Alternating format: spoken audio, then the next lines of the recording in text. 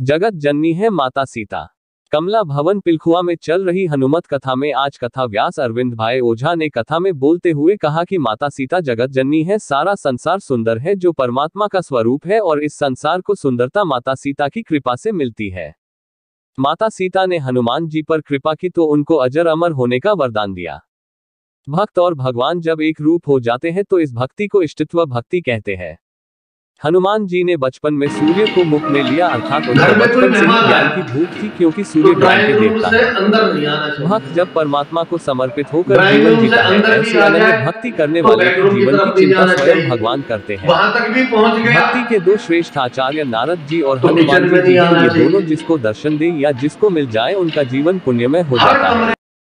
आज कथा में गोपाष्टमी का उत्सव मनाया गया। भगवान ने आज से गो चराना प्रारंभ किया था।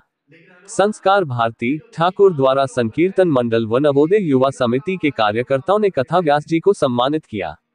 कथा के दौरान विशाल कौशिक, राजेंद्र राठी व रामप्रकाश बंसल ने पूजन किया। कथा में मुख्य रूप से विजय सिंघल, जोशी जी, ललित गर्ग मोदी, अशोक, हरप्रसाद शर्मा, अमरपाल सिखेड़ा उपस्थिति रहे।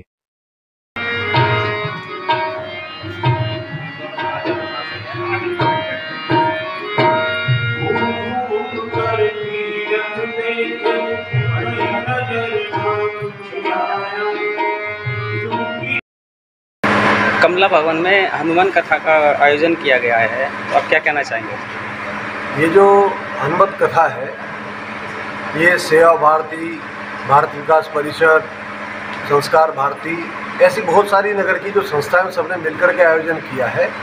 नई पीढ़ी के अंदर धर्म और संस्कृति का संस्कार देने के लिए ये हनुमत कथा का आयोजन किया गया है। और ये हनुमत कथा इसलिए है कि हनुमान जी को नई पीढ़ी अपना आदर्श मानती है। अगर नई पीढ़ी हनुमान जी को अपना आदर्श मानती है तो निश्चित रूप से उनके जीवन में एक परिवर्तन होगा, और वो परिवर्तन लाने के लिए ये हनुमत कथा यहाँ पर आयोजित की गई है। तो भक्तों के लिए क्या संदेश देना चाहेंगे आप? भक्तों के लिए तो ये संदेश है कि श्री हनुमान जी महाराज के लिए भगवान ने कहा, गिरिजा जासु प्रीत सेवकाई, बार बार प्रभु निजमुख गाई। तो जो लोग समाज से प्रेम करते हैं ऐसे और समाज की सेवा करते हैं, ऐसे लोगों का गुणगान संसार में कोई गाए या ना गाए, लेकिन परमात्मा स्वयं अपने मुख से ऐसे लोगों का गुणगान गाते हैं। इसलिए किसी को अपने यश अपयश की चिंता ना करें, समाज के लिए काम करना चाहिए। सबते सेवक धर्म कठोरा, सिर भर जाऊं उचित अस मोरा।